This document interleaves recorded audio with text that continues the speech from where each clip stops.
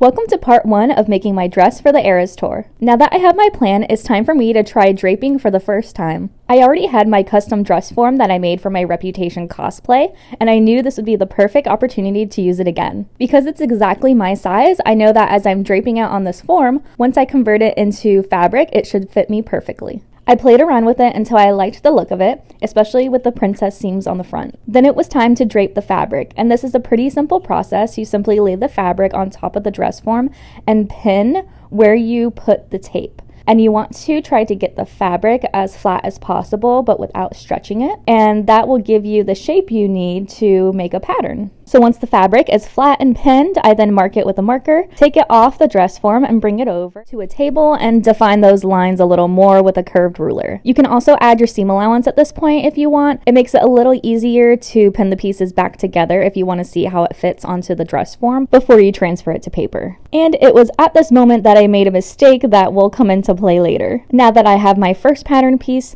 it's time to do the same process for all of the other sections. This was kind of a really satisfying process to design something and see it come to life so fast, because once I had all 4 of my pieces, I could pin them together at the sewing lines and put it back on the dress form and already get a visual of what it will look like. Look at me, I'm so happy with this result. Then you turn the fabric into a paper pattern and you're good to go.